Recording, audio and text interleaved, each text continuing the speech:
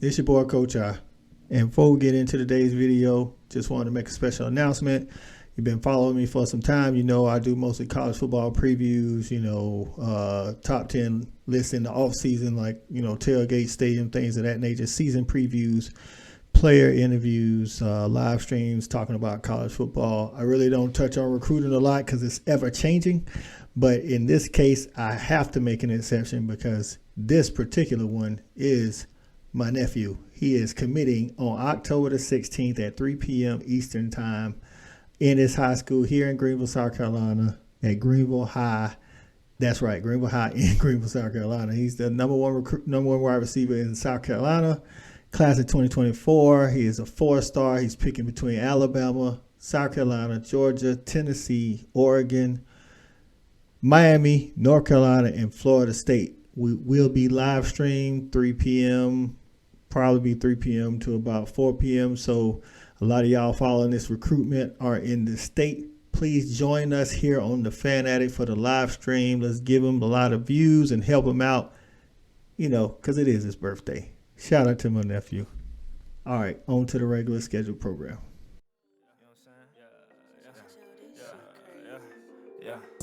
The Fanatic, where we keep it 100, keep it real. That's the only way we know how to be.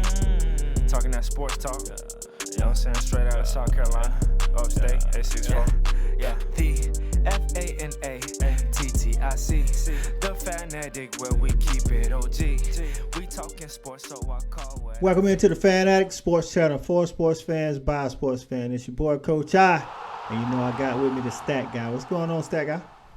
What's going on today, Coach? Another day getting to talk college football, man. Nothing better. Hey, man. Listen, this weekend we got some good matchups, man. Hey, five matchups that feature all ranked opponents, and 3 of those matchups feature teams playing each other, and both teams are undefeated. This is one of them. This is a Big 12 matchup. They play that round robin out there, so even if you lose it, technically you're not out of it, but this will go a long way to seeing who can get a leg up in the Big 12. Yeah, no, so, this is... Okay, go ahead. I was going to say it's going to be a big game in that round robin standing, and luckily somehow the Big 12 went back to having a conference championship, so just because you lose this game, you could still definitely control your own destiny to make it to the title game and potentially try to get into the playoffs. That's right, man. Just a little recap for last week. I mean, we're going to start the show off, though. Even though we're talking TCU, Okie State, shout out to your Gamecocks for beating up on a bewildered Kentucky team. It's not your fault that the quarterback was hurt. You just did what you had to do. So shout out to the Gamecocks. I appreciate it. Hey, all right. Hey, gay W's and L's, baby. But last week, your second favorite team took a L to the TCU Horned Frogs.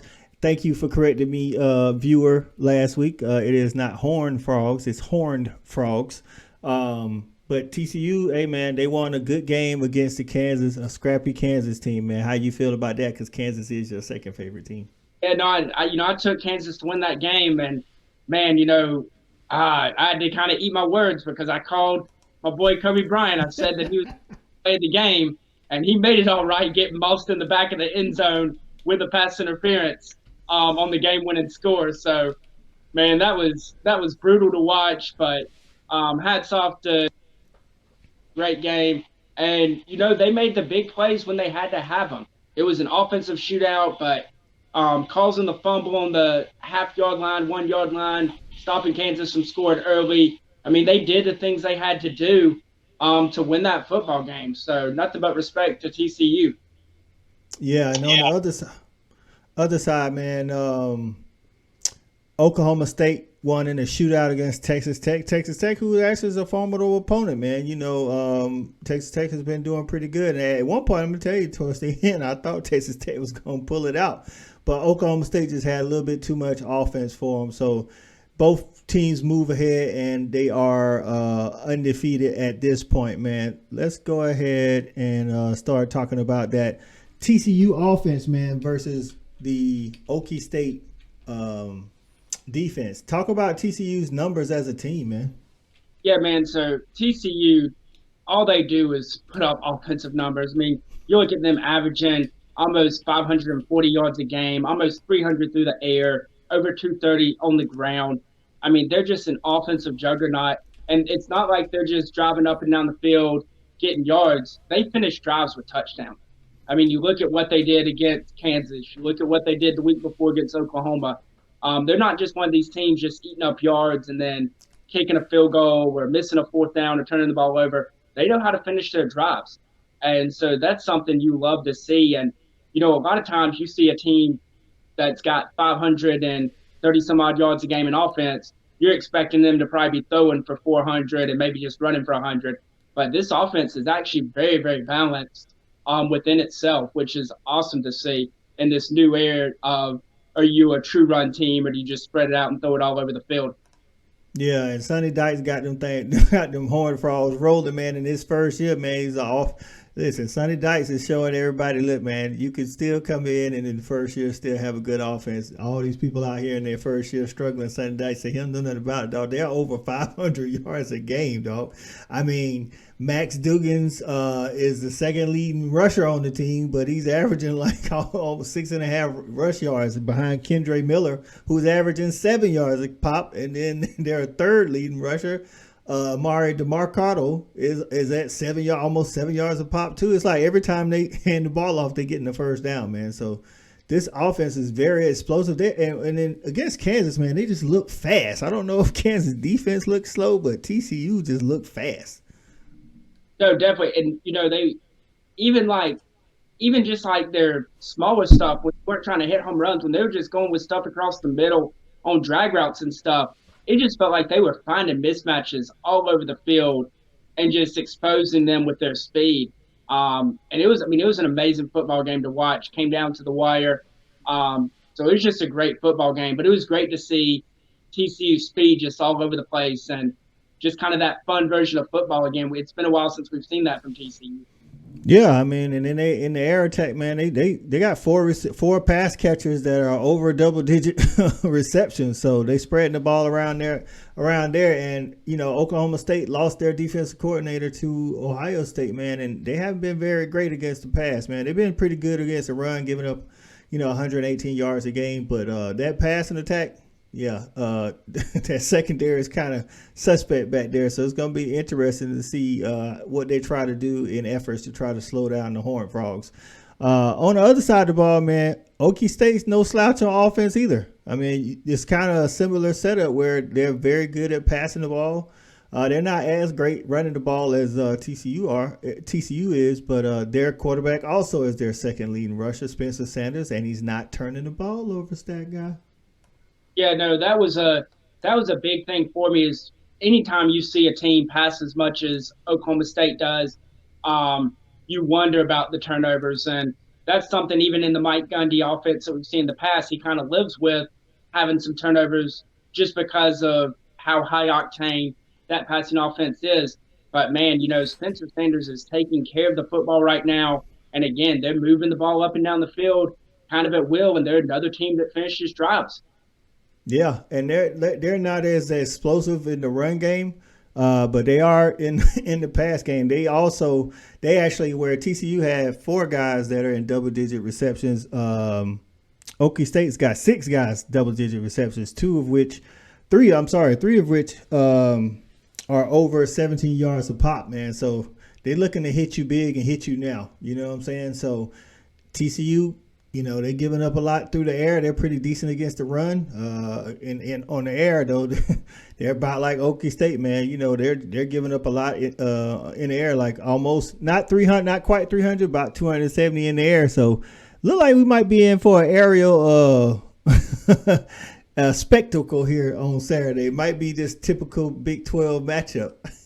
Well, what's funny? I know we talked about some games last week against good running teams going up against good running defenses, and we use the phrase kind of when the rubber meets the road, when a unstoppable force meets an unmovable object, who's going to win? Well, this week we have the other side of that, an unstoppable object versus a movable force. How far are they going to move them? Because this thing could get crazy. I mean, this could be the type of game where you see both teams throw for 400 or 500 yards, and we're seeing 1,000 yards plus in offense between the two sides.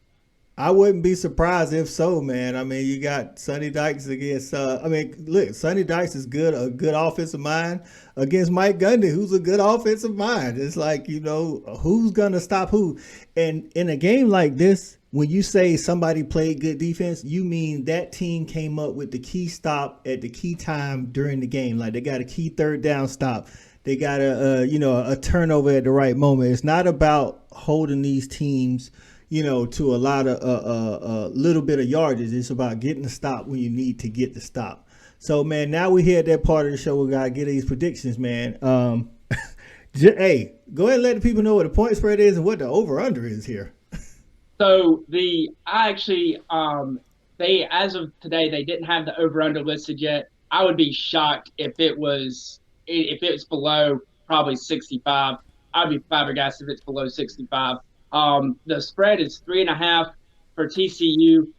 This is a 3:30 kickoff at TCU. So the 3.5, that's Vegas saying it's a coin flip. They're giving them 3 points to being the home team. So look, I'm telling you right now, I think it's a race to 50. First team that gets to 50, I think, will win the football game. But look, at the beginning of the year, I said that Oklahoma State was my fourth playoff team. And so if that's going to stay true, I need them to win. So I'm going to take Oklahoma State, and I'm going to take Oklahoma State 55-49. 55-49, shootout at the OK Corral, baby. I'm looking up, man, and I'm telling you, I see spreads. I don't see an over-under. It's Vegas. Okay, so the over-under, I got it. It's 67.5. 67.5. We're talking about like a 40-37 game. Jesus. You're talking about no, 30-37. I'm sorry.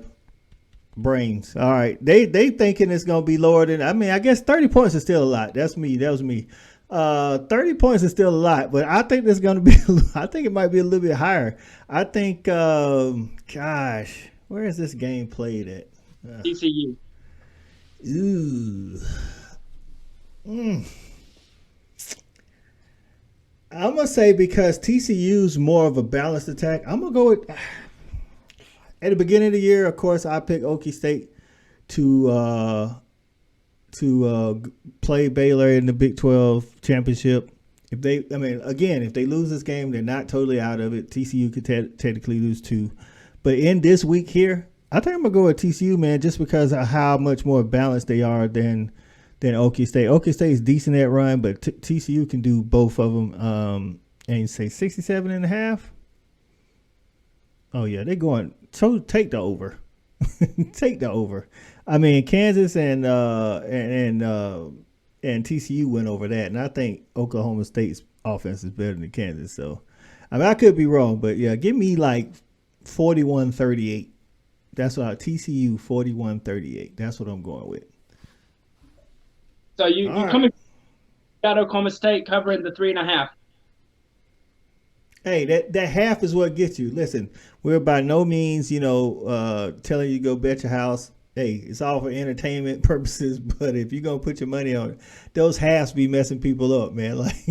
Like you know what I'm saying? That 3.5, yeah, I do think I think it's going to be a 3-point game, and it could literally be a walk-off touchdown type deal. You know what I'm saying? I don't know. Maybe Okie State is up 38-35, and then TCU throws a touchdown. Walk off 41-38, no extra point, and it's over. Guys, see that's how they get the betters. But in college is different than the NFL. You have to kick the extra point. In college, there is no walk-off touchdown. You still, with no time on the clock, sign up for the 2-point conversion or extra point. So that they would be able to actually they would be able to cover. They could cover if they score with no time remaining on the clock, very last play. The field goal unit still goes out there to attempt the extra. Hey, don't you know for two? Listen, the bettors would be so mad if they take Okie State. If it turned out like that, we don't know if it's gonna turn out like that. If they turn out like that, no, they would be so mad. See, that's what they get you. This is why you got to be careful about betting on college sports, man. But there you have it, TCU, Okie State fans, man. Get in the comments, tell us what you think the score is going to be. We know you're going to pick your team, but give us the score and tell us why you think that, because the other side can score just like you can score. Don't forget to comment, like, and subscribe. Share it. Hey, man, share it with somebody, to share it with somebody, to share it with everybody, so we can get a whole. Listen, I would love to see a whole bunch of Okie State TCU fans. You know, I don't even know if this is like they dislike each other. It might just be a friendly contest, but it'd be nice if if the fan bases actually went at it in the comments. So for the Stat Guy, this is Coach I, the Fan Act, and we out of here. We got it jumping like it's that valley. I call my dogs out the pound, let's go eat. Turn on the fan at it, let's have a debate. Who really hold down the Southeast from state to state? What team hungry gonna eat everything up off they plate?